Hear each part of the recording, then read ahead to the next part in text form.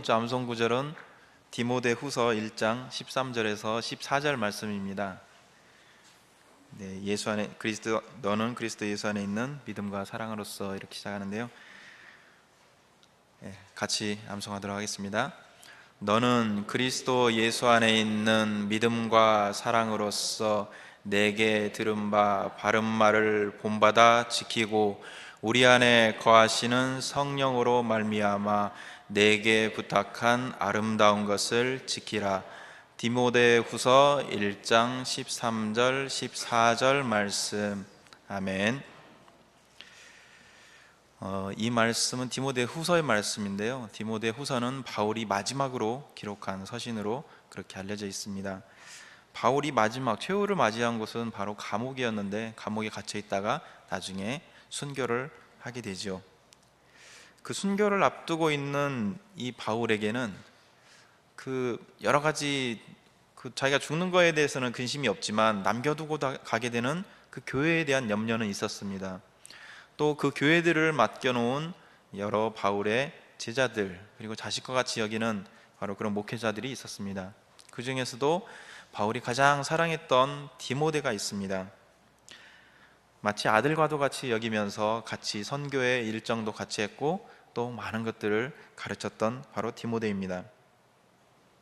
바울은 이 감옥에 갇혀 있으면서도 자기의 몸에 대해서 걱정하는 것이 아니라 어떻게 하면 더 많은 복음을 전할까, 이거에 대한 염려만이 가득했습니다.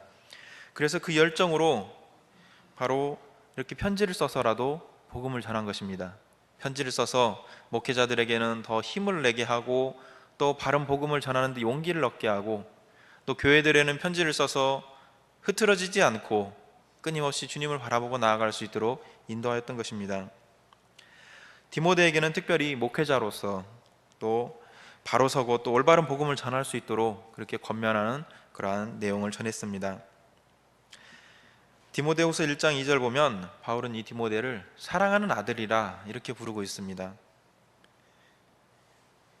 디모데는 실제로도 나이가 어렸던 것 같습니다. 바울이 아마 이때는 60대쯤 되었을 건데요. 디모데전서 4장 12절을 보면 내가 연소함으로 무시를 당하지 않도록 이렇게 하라는 말씀이 있는데요. 나이가 아마도 어리지 않았을까 이렇게 짐작이 됩니다.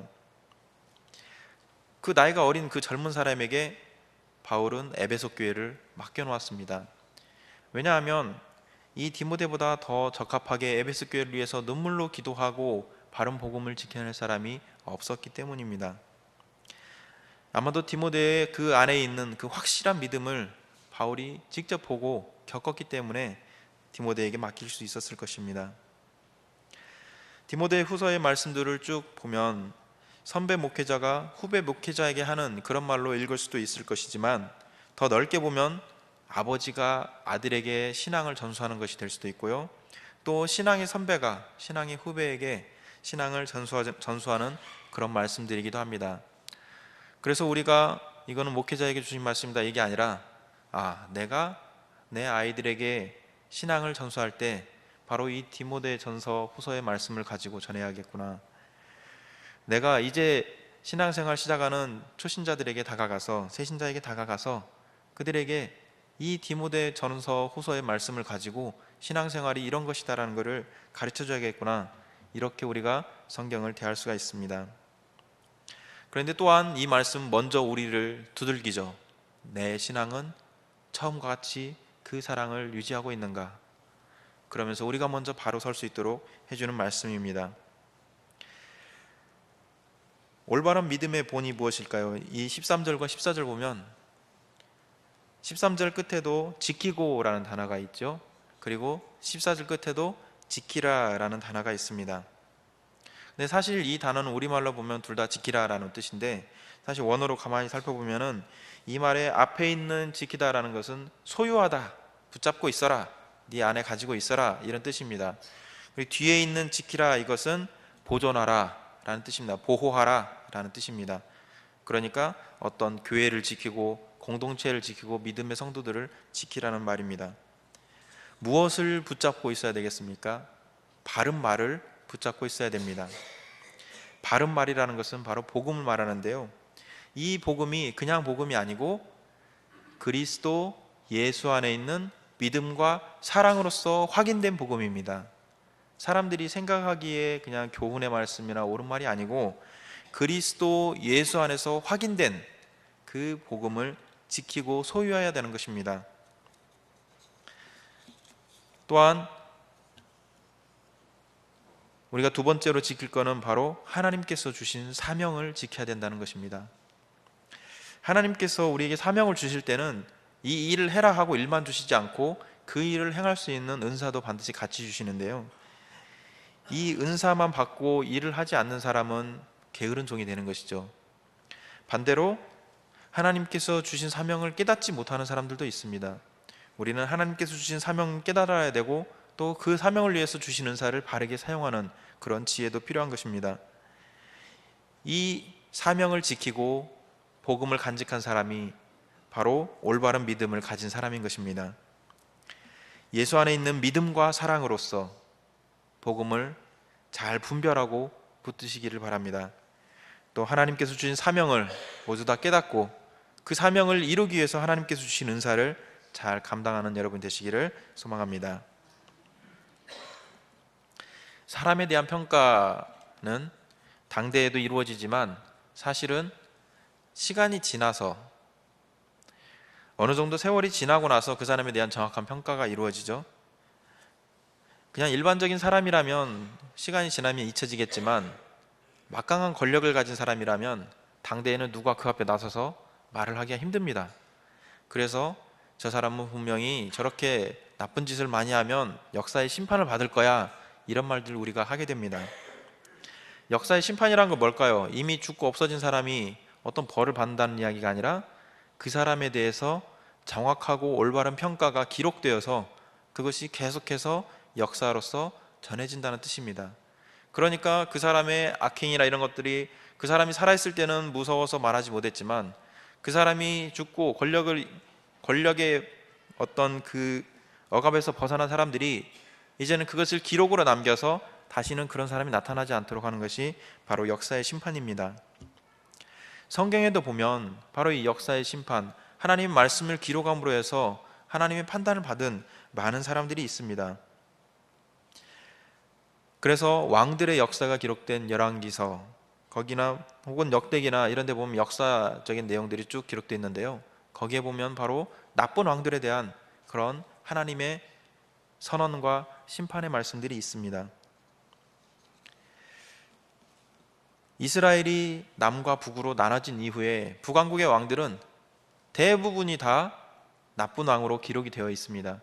그들이 어떤 통치를 잘하고 영역을 넓히고 나라를 부강하게 하고 그런 것들이 기준이 아니라 하나님 보시기에 이들이 제대로 된 믿음을 가지고 살았는가, 하나님 백성답게 살았는가, 그것을 가지고 평가하는 기준인 것입니다. 남왕국의 왕들은 그나마 사정이 좀 나았지만 그래도 나쁜 왕들이 분명히 있었습니다. 그 중에서 가장 나쁜 왕, 제일 나쁜 놈 찾아보자면, 남왕국 왕 중에서 제일 나쁜 놈 찾아보자면 므낫세입니다. 북왕국 왕 중에서 제일 나쁜 놈은 아합입니다. 공통점이 뭘까요? 이 사람들은 우상 숭배를 전념했던 사람들입니다. 이방 종교를 가져다가 나라를 완전히 타락시켜 버렸습니다. 이 므낫세에 대해서 열왕기서에서는 아주 나쁜 사람으로 아주 나쁘게 평가가 되고 있습니다. 근데 이 므낫세는 가만히 보면 굉장히 오래 통치했습니다. 무려 55년이나 왕으로서 통치를 했습니다. 12살에 아주 어린 나이에 왕이 되어서 55년이나 통치를 했습니다. 사실 고대 사회에서 그렇게 오래 살기도 힘들거든요. 55년을 살기도 힘듭니다. 지금같이 병원이 잘 돼 있는 것도 아니고 우리가 어떤 건강적인 이상이 있을 때 바로 치료받을 수 있는 것도 아닙니다.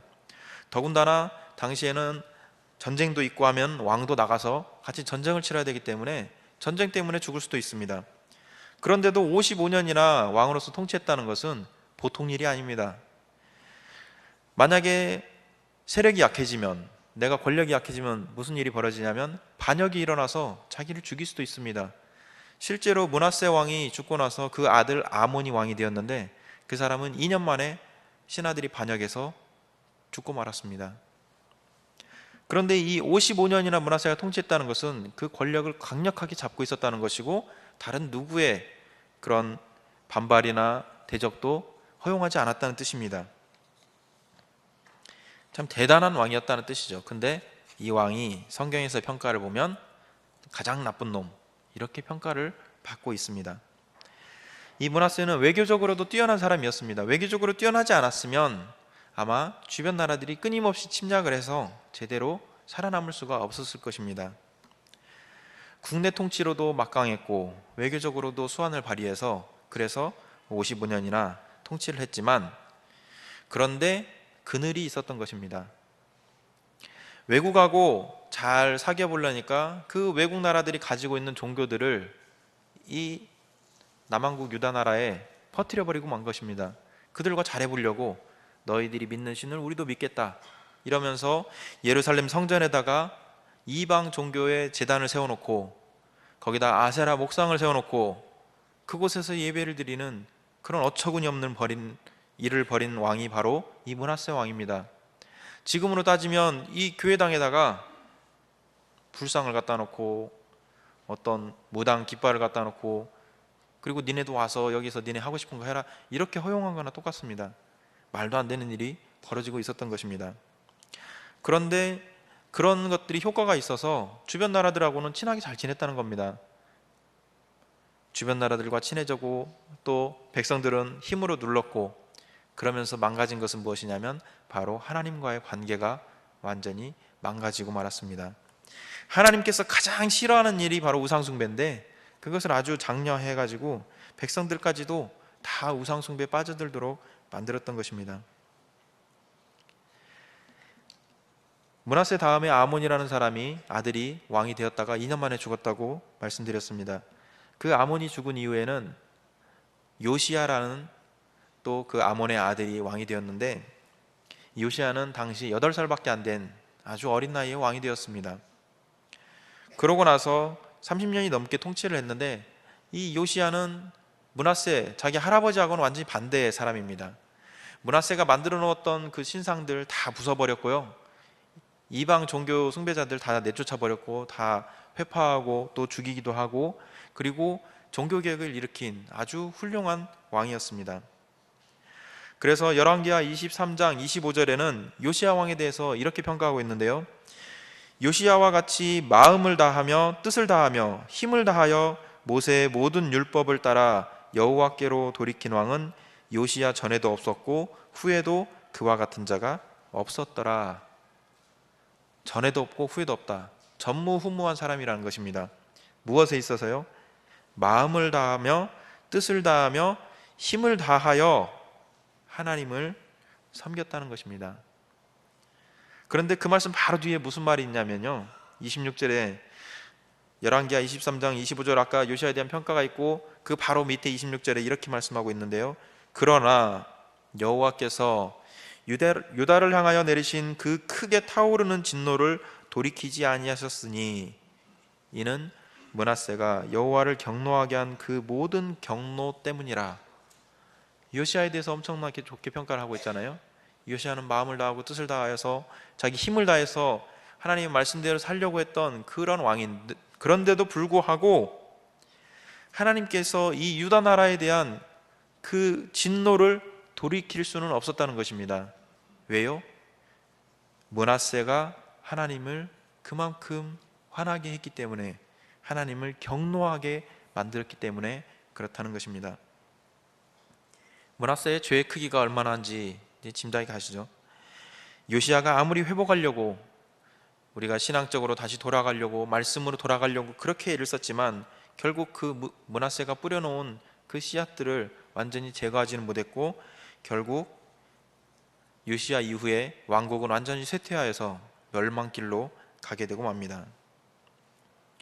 그래서 열왕기하에서는 이 므낫세 때문에 나라가 결국 망했다라고 그렇게 므낫세를 평가하고 있습니다. 역사의 심판이 그렇게 데려간 것이죠. 가장 최악의 왕, 정치적으로 무능했던 것이 아니라, 외교적으로 무능했던 것이 아니라 신앙적으로 하나님 앞에서 죄를 지었던 그 므낫세 왕이기 때문에 그런 평가를 듣게 되었습니다. 이 열왕기서를 읽다 보면 이 므낫세는 참 돌이킬 수 없는 죄인이다라는 뜻을 알게 됩니다. 열왕기하 21장 2절부터 9절까지는 이 므낫세의 여러 가지 악행들을 고발하고 있는 그런 내용들입니다. 그 내용들 보면 참 얼토당토하는 이야기들이 있습니다. 자기 아들들을 그 이방신의 어떤 제물로 바치는 그런 내용까지도 있습니다. 말도 안 되죠. 예루살렘 성전에다가 우상제단 쌓고 또 아세라 목상 세우는 것도 있습니다. 그뿐만이 아니라 무죄한 자의 피를 많이 흘렸다고 되어 있습니다. 이 말은 무슨 이야기냐면 이런 것들에 대해서 반대하는 사람들, 그렇게 하면 안 된다, 이스라엘은 온전히 하나님만 섬겨야 된다 라고 주장하는 사람들을 다 죽였다는 겁니다. 자기의 통치에 반대하는 사람들, 자기의 권력에 반대하는 사람들은 다 죽였다는 것입니다. 그 때문에 하나님께서 심판을 이미 예고하고 계셨고 또 그 심판이 이루어지게 됩니다. 이 한 사람 때문에 나라가 멸망의 길로 가게 되고 큰 위기에 처해지게 된 것입니다. 그런데 오늘 우리가 읽은 이 역대하 33장 말씀에 보면 열왕기에는 없는 그런 내용의 말씀들이 있습니다. 12절부터 13절까지 아까 우리가 읽었던 말씀 다시 한번 같이 읽겠습니다. 역대 33장 12절에서 13절입니다. 그가 환난을 당하여 그의 하나님 여호와께 간구하고 그의 주상들의 하나님 앞에 크게 겸손하여 기도하였으므로 하나님이 그의 기도를 받으시며 그의 간구를 들으시사 그가 예루살렘에 돌아와서 다시 왕위에 앉게 하심에 므낫세가 그제서야 여호와께서 하나님이신 줄을 알았더라. 아멘. 열왕기의 말씀을 보면 상상할 수 없는 일이죠. 이 므낫세가 자기 멋대로 살던 사람이고 강력한 권력을 휘두르던 사람인데, 그런데 이 므낫세가 사실은 큰 환난을 당했습니다. 아수르라는 이스라엘 그 조그만 나라가 절대 상대할 수 없는 큰 제국에서 전쟁을 일으켜서 이 므낫세를 붙잡아 간 겁니다. 바벨론 지역으로 포로로 끌려갔습니다. 그런데 이 므낫세가 우상 숭배하면서 백성들마저도 타락시켰던 이 므낫세가 하나님 앞에 회개의 기도를 했다는 것입니다. 하나님 앞에 간구하고 크게 겸손하였다고 합니다. 그리고 기도하였다라고 분명히 말씀하고 있습니다. 므낫세가 하지 않은 일을 기록할 이유가 없겠죠. 므낫세가 그렇게 악한 일 한 걸 다 기록했는데 므낫세가 하지 않은 일을 역대기에서 일부러 기록하진 않았을 것입니다. 그러면 진짜로 므낫세가 이렇게 회개의 기도를 하고 하나님 앞에 간구하고 그리고 하나님께서 그 기도를 들으셨다라는 것입니다. 참 놀라운 일이 아닐 수가 없습니다. 놀라운 것은 이 므낫세가 하나님께 기도하고 간구하고 하나님께 돌이키고 겸손했다는 것이 놀라운 것이 아니라 사실은 하나님께서 그 기도를 들으셨다는 게 놀라운 겁니다. 얼마나 죄가 많은데 하나님이 네가 그동안 지은 죄가 얼만데 이제 와서 네가 기도한다고 해서 그걸 들어주란 말이냐? 이렇게 하실 수가 있잖아요. 근데 하나님께서 이 므낫세의 기도를 들어주셨습니다. 므낫세에게 기회를 주셨어요. 다시 자기 나라로 돌아가서 그 예루살렘으로 돌아가서 다시 왕이 될 수 있도록 그 포로에서 풀어주셨습니다. 하나님께서 온전히 하나님의 주권으로 이루신 일입니다. 우리가 그 자세한 내역이나 어떤 하나님의 마음을 우리가 알 수는 없지만 성경에 나와 있는 대로 본다면 므낫세의 기도가 가짜 기도가 아니고 가짜 회개가 아니라 진짜 진심을 담은 회개였고 하나님께서 그 마음을 보시고 그를 용서하셨다는 것입니다. 하나님께서 기회를 주셨다는 겁니다. 하나님께서 때로는 이렇게 악한 일을 행하는 사람에게도 기회를 주실 때가 있습니다. 하나님께서는 모든 악인들이 돌아와서 하나님 품으로 돌아오는 것을 원하시지 모든 악인들이 다 멸망받고 죽기를 바라시는 분이 아니라고 성경 말씀하고 있습니다. 므낫세는 자기의 위기를 벗어나기 위해서 잔꾀를 부리면서 하나님 앞에 가짜 기도를 드렸던 것이 아닙니다. 어떻게 알 수가 있냐면 우리가 14절부터 16절까지의 내용을 보면 알 수가 있습니다. 14절부터 16절까지를 같이 읽겠습니다. 그 후에 다윗성 밖 기혼 서쪽 골짜기 안에 외성을 쌓되 어문 어기까지 이르러 오벨을 둘러 매우 높이 쌓고 또 유다 모든 견고한 성읍에 군대 지휘관을 두며 이방 신들과 여호와의 전에 우상을 제거하며 여호와의 전을 건축한 사내와 예루살렘에 쌓은 모든 제단들을 다 성 밖에 던지고 여호와의 제단을 보수하고 화목제와 감사제를 그 제단 위에 드리고 유다를 명령하여 이스라엘 하나님 여호와를 섬기라 하매. 가서 성을 쌓았어요. 성을 쌓았다는 것은 구분하겠다는 이야기입니다. 이제 이방과 교류하지 않겠다라는 뜻입니다. 이방과 함부로 교류하지 않겠다는 그런 뜻으로 성을 쌓고, 그리고 그 예루살렘 안에 있던, 심지어 성전 안에 있던 그 사악한 물건들을 다 가져다가 성 밖에다 던지고, 그리고는 예배를 회복시켰다라고 합니다. 만약에 므낫세의 회개가 가짜 회개였다면 왕으로 돌아가서 그의 삶을 돌이키지 않았을 것입니다. 그냥 살던 대로 살았을 것입니다. 그런데 므낫세는 진정으로 회개하였고 그 회개의 결과로서 자기가 할 일을 했습니다. 만약에 열왕기서만 읽고 이 므낫세를 생각한다면 므낫세는 완전히 구제받지 못할 그런 아주 천하의 나쁜 놈이 되는 걸로 끝납니다. 왜 그럴까요? 왜 열왕기서에서는 므낫세가 회개한 내용들을 기록하지도 않고 므낫세의 나쁜 점만 이야기하는 걸까요? 이 열왕기가 기록된 것은 바로 이 유다 나라가 멸망할 그 시점에 기록된 것으로 우리는 알고 있습니다. 왜냐하면 그 내용이 딱 거기서 끝나요. 포로 생활에 대한 이야기도 없고 그 이후의 역사 이야기가 없기 때문에 아마도 나라가 멸망하는 그 시점에 기록된 것으로 봅니다. 그 시점에 보면 이 므낫세가 통치하던 시기와 굉장히 가깝습니다. 불과 3, 40년 사이예요. 그 사이에 한 세대 정도 지나는 그 사이에는 사람들이 이 므낫세의 저지른 악행들을 여전히 기억하고 있습니다. 그리고 그가 회개하였던 그 사실은 작게 기록되어 있고, 그것들은 사람들이 나라의 멸망을 보면서 므낫세의 악행 때문에 우리가 하나님의 심판을 받아서 이렇게 되는구나, 이렇게 생각하고 말았습니다. 그런데 역대기는 언제 기록되었냐면 이 이후로 약 70년에서 80년이 더 지나고 나서 기록된 것입니다. 그러니까 므낫세의 시대로부터 한 100여 년 정도, 1세기 이상이 지나서 이 역대기가 기록되었는데요. 이렇게 큰 시간이 지나고 나서 나라가 완전히 멸망하고 바벨론의 포로로 잡혀갔던 사람들은 아마도 바벨론의 포로로 잡혀갔다가 하나님의 그 놀라우신 주권으로 큰 기회를 얻었던 므낫세를 떠올릴 수밖에 없었을 것입니다. 과연 므낫세는 뭘 했기에 바벨론의 포로로 잡혀갔는데, 그 당시에 이스라엘 민족들은 바벨론이라는 제국의 포로로 잡혀갔지만 므낫세는 아수르라는 더 흉폭한 자들에게 포로로 잡혀갔거든요. 그들에게서 어떻게 풀려날 수 있었을까?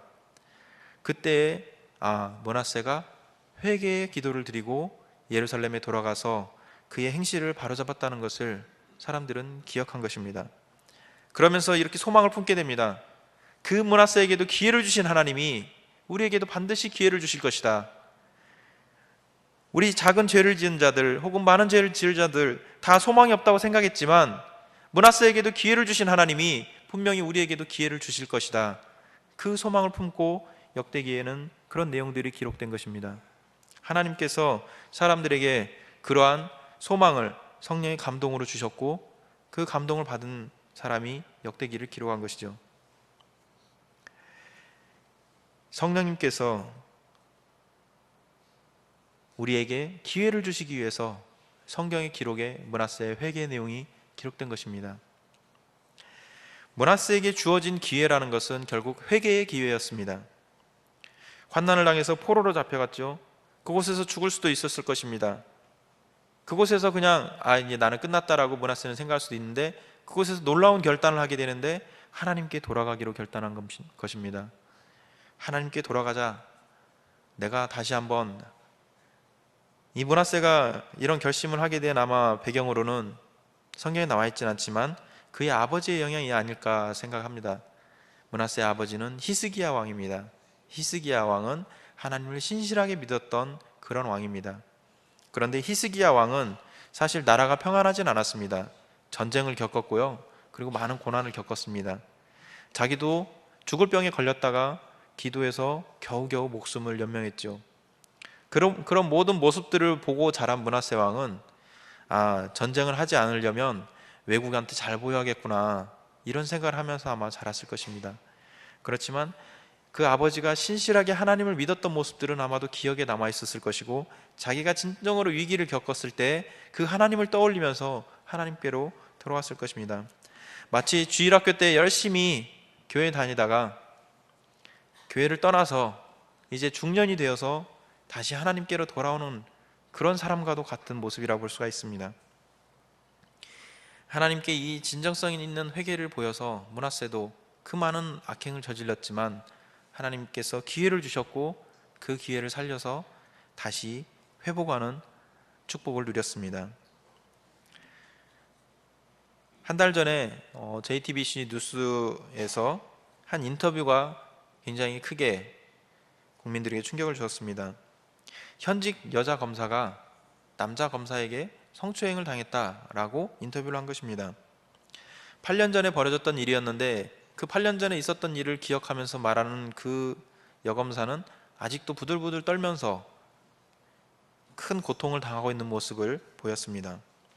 그러면서도 내가 뭘 잘못한 것 때문에 그러지 않을까? 이런 생각으로 여태까지 남한테 말도 잘 못했다고 합니다. 오히려 그 검찰 조직 내에서 피해를 당하면서 그렇게 지내왔다라고 그렇게 인터뷰를 했습니다. 그런데 더 큰 문제는 뭐냐면 자기에게 그렇게 나쁜 짓을 했던 사람이 사과도 하지 않고 반성도 하지 않아서 자기는 더 크게 실망하고 힘들었다라고 그렇게 고백을 합니다. 그 나쁜 짓을 저지른 검사 이름은 안태근이라는 사람인데요. 방송에서 그 인터뷰가 있은 이후에 이 안태근이라는 사람에 대해서 사람들이 많이 알게 되었습니다. 그런데 충격적인 것은 이 사람이 교회에 가서 간증을 했다는 것입니다. 자기는 교만하게 살았던 삶을 회개하고 하나님으로부터 용서받았다고 눈물로 간증을 했습니다. 그런데 그 성추행을 당한 그 여자 검사에게는 한마디의 사과도 한 적이 없다고 합니다. 기억나지 않는다, 이렇게 이야기를 했습니다. 그 사람이 하나님께 받았다는 용서는 진짜일까요? 그 사람이 회개하였다는 것은 진짜일까요? 그냥 자기의 위기를 벗어나기 위해서 아니면 자기 마음의 위로를 얻기 위해서 가짜로 회개를 하고 그리고 가짜로 그렇게 삶을 살아온 것은 아닐까요? 만약에 그 사람의 그 간증이 진정성 있는 것이 되려면 먼저 그 피해자에게 찾아가서 사과부터 했어야 될 것입니다. 회개는 그냥 말로만 해서 끝나는 그런 말잔치가 아니라 자기의 행동이 변화되는 모습이 보여야 진정성 있는 회개이기 때문에 그렇습니다. 이 회개의 모범을 보인 사람으로 우리가 신약 성경에서 삭개오를 만날 수가 있습니다. 누가복음 19장에 보면 삭개오는 여리고성의 세리장이면서 굉장한 큰 부자였습니다. 그는 예수님을 만나서 자기의 죄 문제를 해결받고 싶었습니다. 그리고 예수님을 만났습니다. 그 간절한 마음을 보시고 예수님께서는 삭개오의 집에 가셨고 그 삭개오의 집에서 삭개오는 예수님 앞에 무릎 꿇고 자기의 죄를 용서해달라고 빕니다. 그리고 예수님께서 용서해 주셨을 때 그 삭개오는 자기의 여태까지의 잘못들을 다 바로잡기 위한 그러한 약속을 예수님 앞에서 하게 됩니다. 자기가 가지고 있는 재산의 절반은 가난한 자들에게 주겠습니다. 그리고 내가 그동안 혹시 누군가를 속이거나 괴롭혀서 빼앗은 재산이 있다면 4배로 갚아주겠습니다. 삭개오의 그 다음 삶은 어떻게 되었을까요? 일단 재산의 반은 날아갔을 것이고 그리고 그에게 세금을 뜯기면서 피해본 사람들이 나에게도 손해배상해달라 하면은 아마 남은 재산도 금방 없어졌을 것입니다. 그러면서도 이 삭개오는 그 마음속에 기쁨이 넘쳤는데 왜 그러냐면 그의 회개가 말뿐인 것이 아니라 진정으로 삶을 변화시켰기 때문입니다. 예수님께서 그를 아브라함의 자손이라고 불러주셨기 때문입니다. 하나님께서 우리를 너는 내 것이다, 너는 나의 백성이다, 나의 자녀다라고 부르십니다. 그 부르심에 합당한 삶을 살려면 우리 또한 어떤 잘못을 감추고 그것을 숨길 것이 아니라 나에게 기회가 왔을 때 나의 모든 죄들을 하나님 앞에 털어놓고 그리고 바로잡아야 됩니다. 하나님께서 작은 죄를, 사실 우리는 살면서 그렇게 큰 죄를 짓진 않죠. 그렇지만 이 작은 잘못들을 내버려 두고 쌓이면 결국에는 믿음이 병들게 되고 맙니다. 결국은 돌이킬 수 없는 그 지경까지 가게 되고 맙니다. 하나님께서 우리에게 기회를 주고 계십니다. 므낫세에게도 기회를 주셨는데 우리 같은 사람들에게는 얼마든지 더 많은 기회를 주시고 기다려 주십니다. 하나님의 이 기회를 주심과 기다리심을 우리가 헛되이 삼아서는 안 될 것입니다. 말뿐인 신앙이 아니라 우리의 삶이 변화되는 그러한 신앙생활을 우리는 해야 되는 것입니다. 우리를 기다리시고 우리에게 기회를 주시는 그 하나님을 우리 삶 가운데서 늘 만나시기를 주님의 이름으로 소망합니다.